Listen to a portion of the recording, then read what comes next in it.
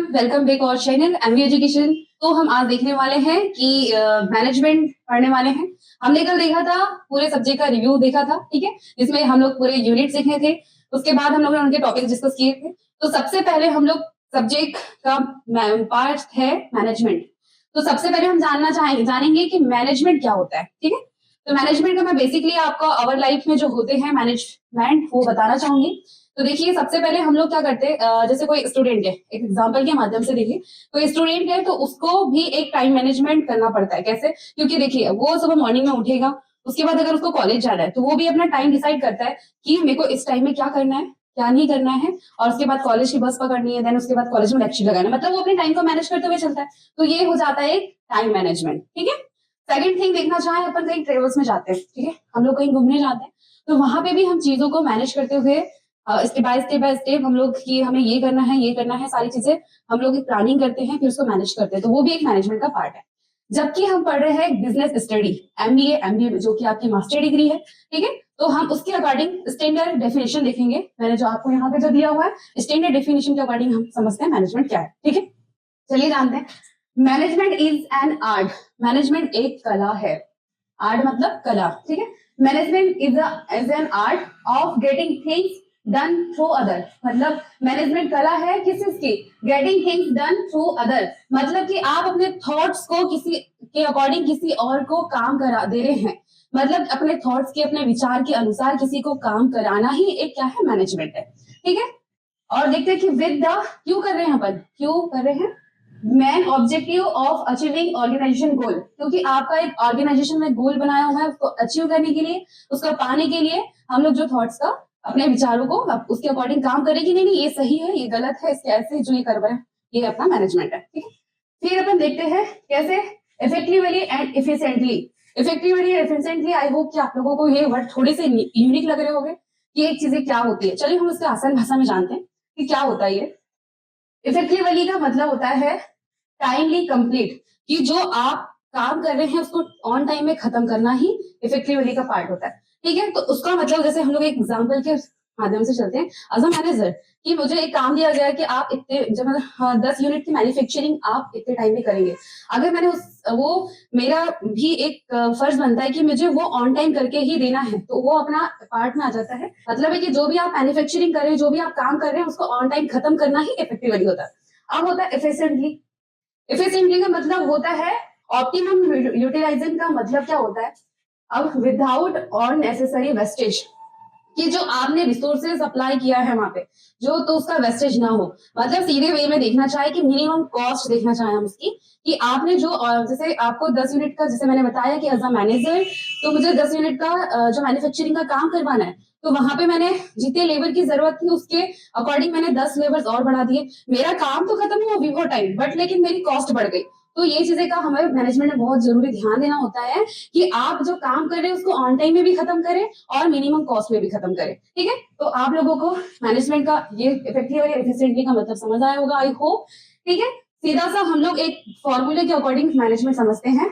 Management is equal to planning plus organising plus leading plus controlling is equal to that is called management, ठीक है, ठीक है।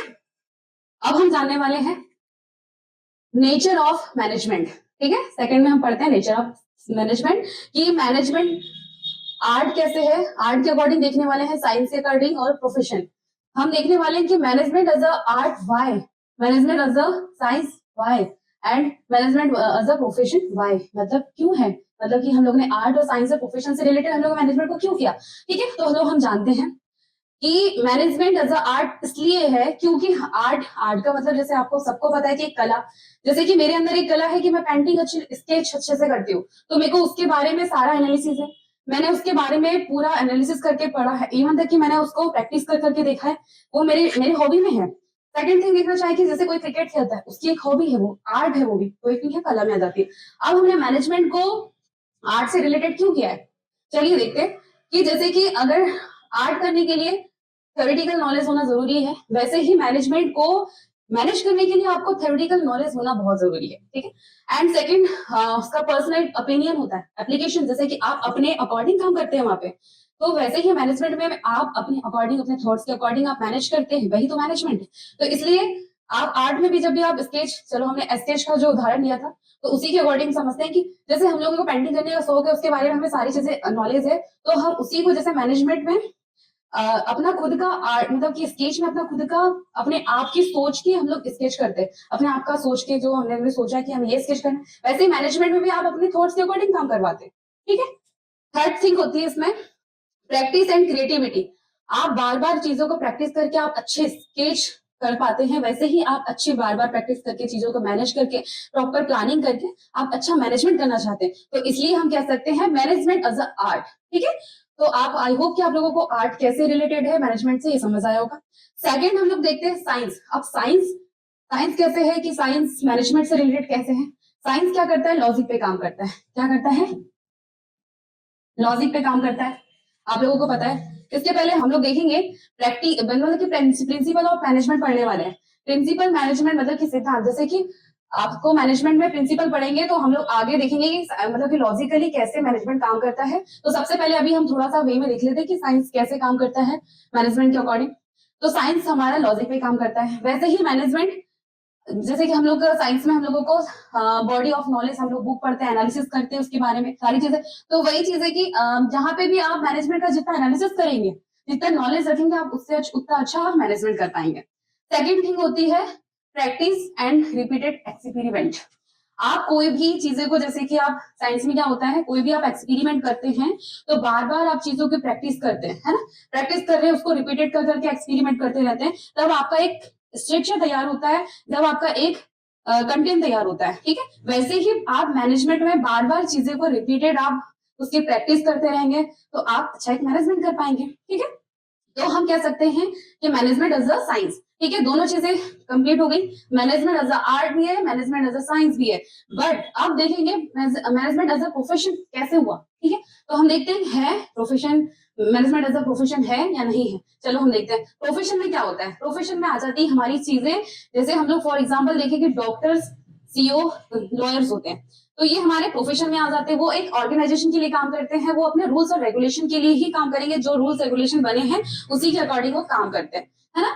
तो वैसे आप जैसे मैनेजमेंट में, उसमें क्या रहता है, मेन आपकी डिग्रियां भी देखी जाती है ना, डिग्रियां देखी जाती है। उसके बाद है तो फिर आपका जैसे प्रोफेशनल एसोसिएशन होता है, वो सारी चीजें देखी जाती है। लेकिन अभी आज तक ये सिद्ध नहीं हुआ है कि आप मैनेजमेंट में ये सारी चीजें प्रोफेशन अप्लाई होता है, क्योंकि देखिए आप अगर एक कंपनी में जॉब करते हैं तो वहां पे अगर आप अच्छा अपना अच्छा बिहेवियर, एवन तक कि आप अच्छा एक्सपेरिमेंट करके या फिर अपने ज्यादा टाइम तक काम किया, वहां पे आपने बहुत सारी चीजें इंक्रीज किया है, तो वहां पे आप बहुत लंबे टाइम से हैं, ठीक है। तो आपका गुड, मतलब कि वो अच्छा काम देके आपको अपनी एज अ मैनेजर की जॉब प्रोफाइल आपको ऑफर कर सकते हैं। तो आप एक अच्छी कंपनी में ज्यादा टाइम दिया है, आपने ज्यादा वहां की चीजों को समझा है, बहुत अच्छे से जानते हैं, तो वहां पे आप एज अ मैनेजर के पोस्ट में आ सकते हैं। वहां पे ना आपको डिग्री की जरूरत है, ना आपको प्रोफेशनल एसोसिएशन की जरूरत है। वैसे ही आप यहाँ पे देखते हैं कि है तो आप वहां पे प्रोफाइल में जॉब कर सकते हैं, बट लेकिन प्रोफेशन, जैसे डॉक्टर के अकॉर्डिंग वो लॉयर नहीं कर सकता और लॉयर का भी डॉक्टर नहीं हो सकता, वैसे ही तो प्रोफेशन में वो अपने रूल्स रेगुलेशन के साथ काम करते हैं। तो वैसे मैनेजमेंट में अभी तक ये सिद्ध नहीं हुआ है कि प्रोफेशन जो है वो एक्चुअली पार्ट ऑफ मैनेजमेंट, है ना। तो हम ऐसे देखते हैं कि हम कह भी सकते हैं, और जैसे अगर अपने को इसलिए लिया गया है प्रोफेशन को मैनेजमेंट में कि आप जैसे रेपुटेड कंपनी में जाते हैं तो वहां पे आपका एमबीए की डिग्री होना कंपलसरी है, तभी आपको मैनेजर की पोस्ट मिलती है। तो वही चीज है कि प्रोफेशन में ऐसे लिया गया है कि इसलिए बोला गया है कि मैनेजमेंट एज अ प्रोफेशन, ठीक है। तो आई होप आप लोगों को ये सारी चीजें जो मैंने मैनेजमेंट पढ़ाया और जो आपको नेचर ऑफ मैनेजमेंट पढ़ाया वो समझ आया होगा, ठीक है। तो हम लोग अब इसके बारे में नेक्स्ट लेक्चर में देखेंगे, उसके फंक्शंस एंड प्रिंसिपल्स देखने वाले हैं मैनेजमेंट के, ठीक है। तब तक के लिए थैंक यू सो मच।